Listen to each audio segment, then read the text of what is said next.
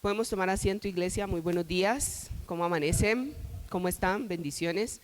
Un saludo especial a la comunidad cristiana Grano de Mostaza a través de Facebook que nos sintonizan a esta hora. Vamos a abrir nuestras Biblias, por favor, en Segunda de Reyes, capítulo 3. Amén. ¿Trajeron Biblia? Bueno, vamos a ubicarnos en Segunda de Reyes, capítulo 3. Y mientras encontramos el libro y el capítulo, quiero contarles un poquito de contexto. En este capítulo 3, en los primeros versículos nos cuenta la Biblia que en Israel reinaba Joram. Y este Joram era hijo de Acab y de Jezabel. Y aunque él no fue tan malo como sus padres, también hizo cosas malas delante de Dios, porque aunque quitó todas las estatuas de Baal, seguía por la misma línea de idolatría de sus padres y de los reyes que habían reinado en Israel después de David. Resulta que los moabitas estaban pagándole unos impuestos a Israel, ¿cierto? Pero cuando se murieron Acab y Jezabel, ellos dijeron, el rey de Moab, llamado Mesa, dijo, no voy a pagar ningún otro impuesto. Entonces, al no querer pagar estos impuestos, el rey Joram tomó esto como rebeldía para el pueblo de Israel. Y nos dice la Biblia en Segunda de Reyes, capítulo 3, versículo del 7 al 9, lo siguiente. Y fue y envió a decir a Josafat, rey de Judá, el rey de Moab se ha rebelado contra mí. ¿Irás tú conmigo a la guerra contra Moab? Y él respondió, iré, porque yo soy como tú, mi pueblo como tu pueblo, mis caballos como los tuyos. Y dijo, ¿por qué camino iremos? Y él respondió, por el camino del desierto de Edom. Versículo 9, salieron pues el rey de Israel, el rey de Judá y el rey de Edom, y como anduvieron rodeando por el desierto 7 días de camino, les faltó agua para el ejército y para las bestias que los seguían. ¿Qué les pasó? Les faltó el agua para ellos y para las bestias que los seguían. Josafat, el rey de Judá, era un varón conforme a la voluntad del Señor, es decir, obedecía a Dios, y cuando él llegó al reino de Judá, restauró espiritualmente el pueblo y quitó todas las cosas que no agradaban a Dios. De hecho, la escritura lo define en Segunda de Crónicas, capítulo 17, versículo 3. Jehová estuvo con Josafat porque anduvo en los primeros caminos de su padre David. Es decir, que Josafat tenía como ejemplo a su padre David y hacía cosas que le agradaban al Señor. Él quería caminar bajo la línea que el Señor había establecido que debían caminar los reyes para dirigir al pueblo. Y continuando con Segunda de Reyes capítulo 3, dice el versículo 10. ¿Quién lo quiere leer? Segunda de Reyes capítulo 3, versículo 10. ¿Quién lo lee? ¿Aló?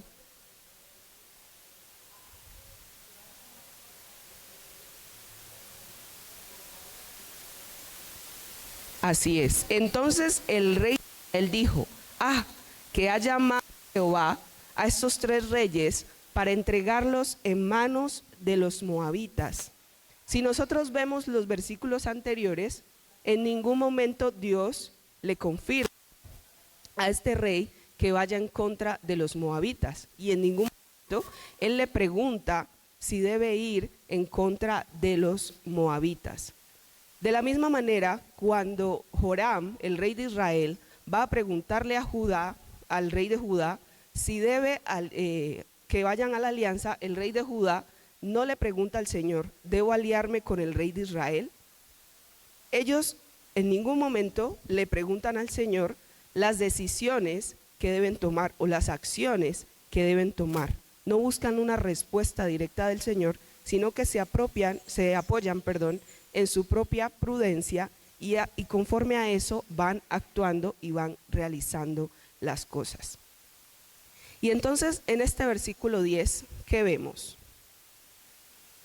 que el rey de Joram le está echando la culpa a Dios por las consecuencias que ya estaban viviendo. Llegaron al medio del desierto, ¿cierto? ¿Y qué les faltó? Les faltó agua para ellos, para el ejército y para las bestias que iban con ellos.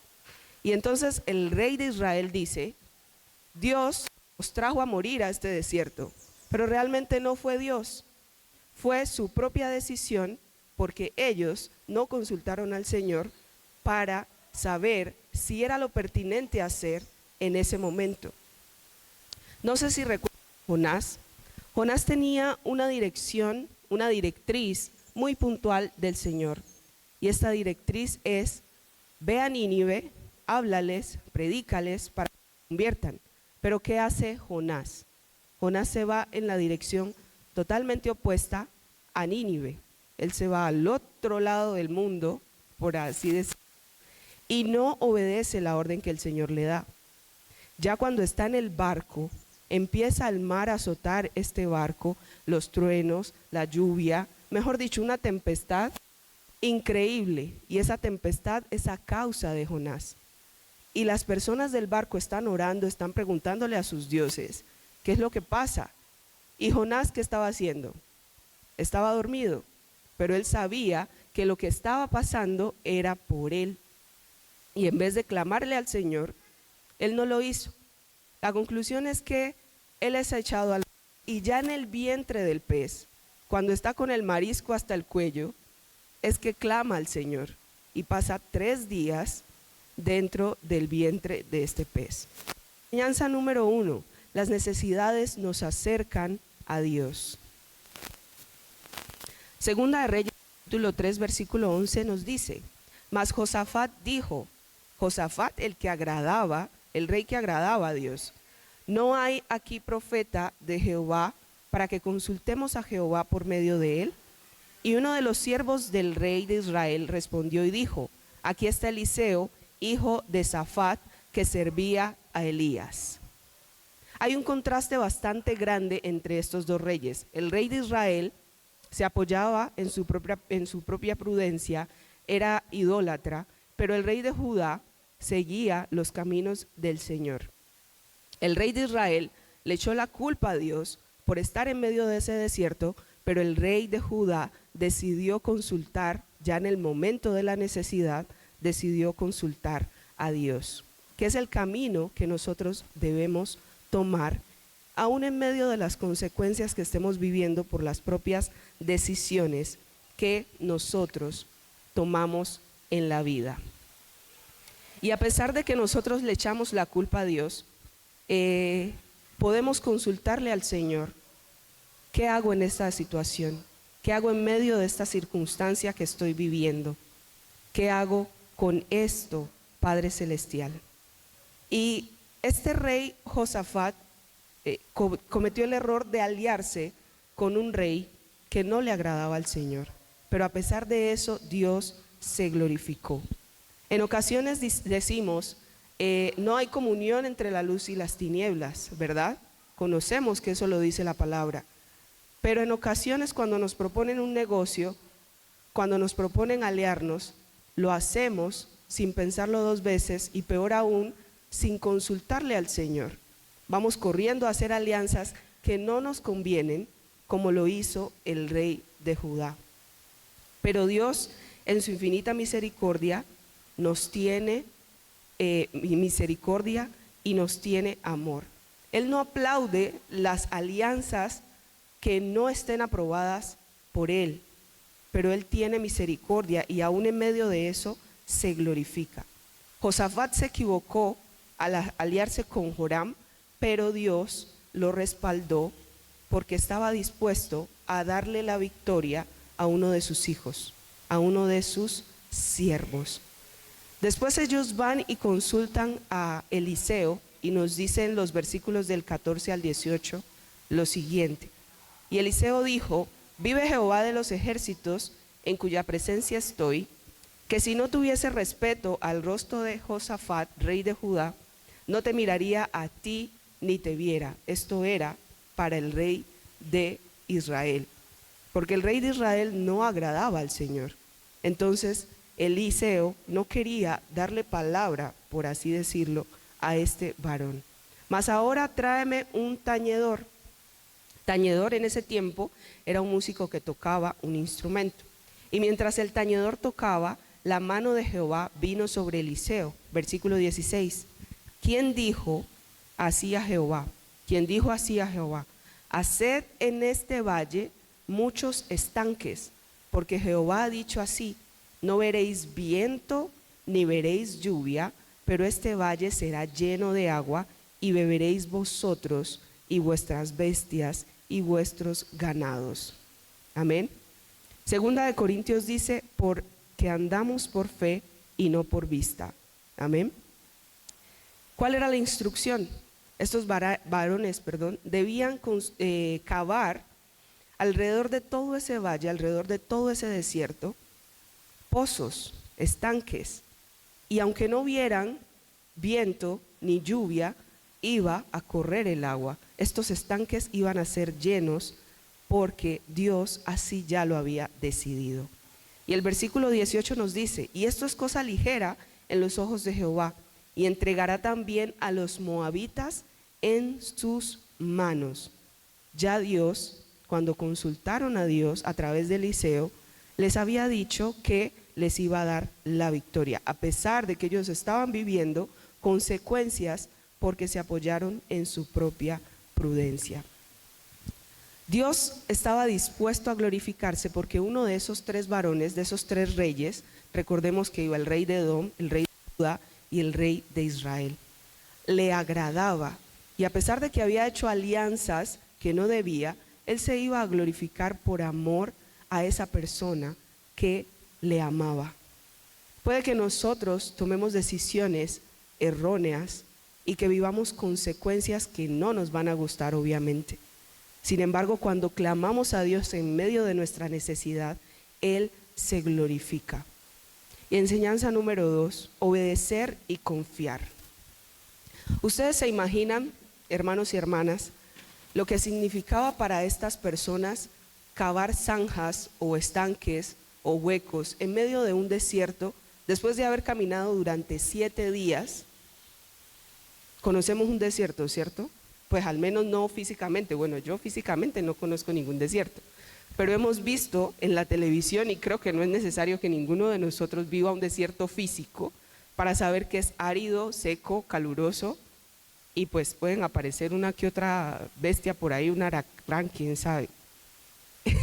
Entonces, era extremadamente extenuante tener que cavar pozos debajo de un sol ardiente, lleno de calor, sin agua, pero estos varones decidieron hacerlo, porque el profeta de Dios ya les había dicho: hagan estanques, hagan pozos, y aunque no vean, va a suceder. Amén. Aunque no veamos, va a suceder, porque Dios tiene el control y porque Dios ya lo prometió. Algo muy importante que debemos tener en cuenta, iglesia, es que Dios nunca nos va a pedir algo que nosotros no podamos hacer. Él siempre tiene en cuenta nuestras capacidades, siempre tiene en cuenta nuestros dones, nuestros talentos. Y si le dijo a esos varones: caven zanjas, es porque ellos podían cavar zanjas, porque ellos podían hacer estanques en medio del desierto. Así estuvieran cansados, así tuvieran sed, pero era lo que debían ellos hacer para ver la gloria de Dios, para que el agua pudiera aparecer. Y recordando a Naamán, Naamán era un varón el cual sufría de lepra, y él supo de Eliseo a través de una sierva israelita que él tenía, y él va a la casa de Eliseo, pero él piensa que Eliseo se va a presentar y le va a poner las manos y va a orar por él. Pero Eliseo le manda una razón con su siervo y le dice: ve al Jordán y sumérgete 7 veces. Y él dice: no, ¿cómo así? ¿Yo qué voy a hacer esto? Le parece ridícula la instrucción. Por muy ridícula, hermanos y hermanas, que nos parezca la instrucción, en la obediencia hay bendición. Amén. Si obedecemos y confiamos en Dios, Él se va a glorificar. Los siervos de Naamán le dijeron: si te hubieran pedido un ejemplo, no dice esto la escritura, pero parafraseando, si te hubieran pedido 100 ciclos de plata, los habrías dado. Él tenía problema porque la instrucción era demasiado sencilla para él. Pero Dios no se complica, hermanos. Los que nos complicamos somos nosotros. Nosotros somos, pero ¿cómo así? ¿Pero cómo voy a hacer esto? Pero en serio, aquí está la solución. Queremos que Dios nos mande a hacer 1000 piruetas y a veces cosas que no están en nuestras capacidades, para ahora sí confiar y creer que eso es lo que va a traer el milagro. No, el milagro está a 7 sumergidas en el río Jordán. Y los siervos lo persuadieron y él fue y fue sano. Hizo lo que debía hacer y fue sano. Estos varones hicieron los huecos y vieron el agua. Nos lo dice el versículo 20. Aconteció pues que por la mañana, cuando se ofrece el sacrificio, he aquí vinieron aguas por el camino de Edom y la tierra se llenó de aguas. ¿De dónde salió el agua? Solo Dios sabe. Amén. Dios se glorificó. Ellos no vieron viento, ellos no vieron lluvia, ellos no vieron absolutamente nada, solamente cavaron los huecos que Dios les dijo que hicieran. Y el agua llegó por obra y gracia del Señor. Gloria a Dios. Gloria a Dios que los milagros no dependen de nosotros, sino del Señor. Nosotros solo debemos obedecer y confiar. Dios lo dijo y Dios cumplió. Y resulta que ellos iban a una guerra, ¿cierto? Una guerra a la que no consultaron, de la cual no consultaron al Señor, una alianza de la cual no consultaron al Señor. Y en medio de ese camino, cuando iban a la guerra, tuvieron una necesidad. ¿Que cuál fue? Una necesidad de agua. ¿Listo? Debido a esa necesidad, ellos clamaron al Señor. Pero ellos tenían una situación mayor que esa necesidad de agua, porque ya no se iban a morir de sed, pero ellos habían provocado una guerra que no habían consultado. Pero ya Dios había dado la palabra que iba a entregar a los de Moab en manos de los israelitas, por misericordia. Entonces nos dice el versículo 22, cuando se levantaron por la mañana y brilló el sol sobre las aguas, vieron los de Moab desde lejos las aguas rojas como sangre, y dijeron: esto es sangre de espada. Los reyes se han vuelto uno contra otro y cada uno ha dado muerte a su compañero. Ahora pues, Moab al botín. ¿Qué pasó? Los de Moab se pararon como en la frontera y vieron a lo lejos las aguas. Las aguas no eran solo para suplir una necesidad, eran para dar la victoria al pueblo de Israel, porque estas aguas se convirtieron en sangre, o bueno, el sol reflejó y ellos la vieron como sangre. Dios lo volvió a hacer. ¿Recuerdan cuando los 3 leprosos caminaron y sonó como un estruendo de ejército? Que también hablamos en una prédica acerca de eso. Dios lo volvió a hacer.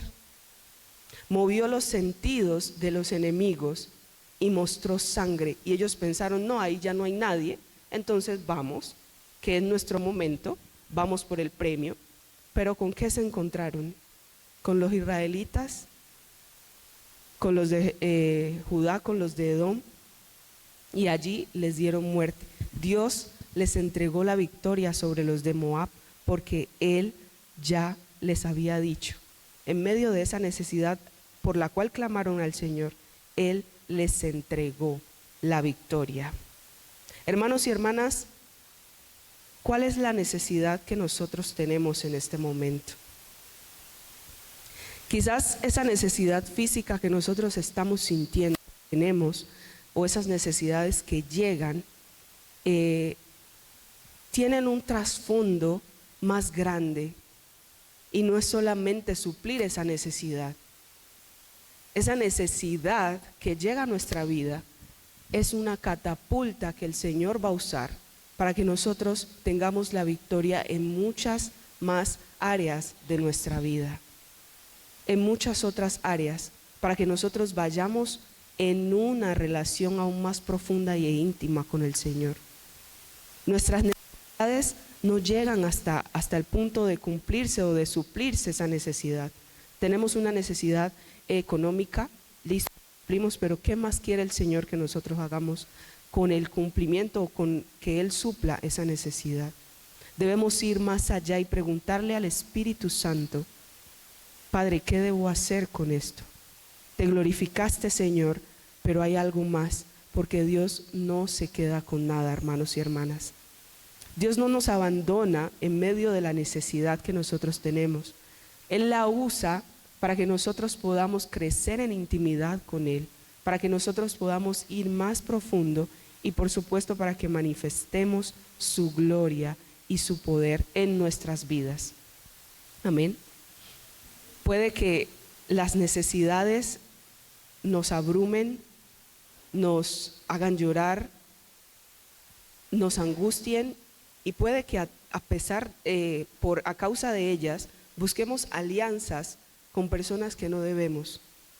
Pero clamemos al Señor y preguntémosle al Señor en todo momento qué es lo que debemos hacer, porque Él tiene la respuesta pertinente para cada uno de nosotros. Vamos a inclinar nuestra cabeza y vamos a orar. Padre, te damos gracias, Señor, por tu palabra. Amado Señor,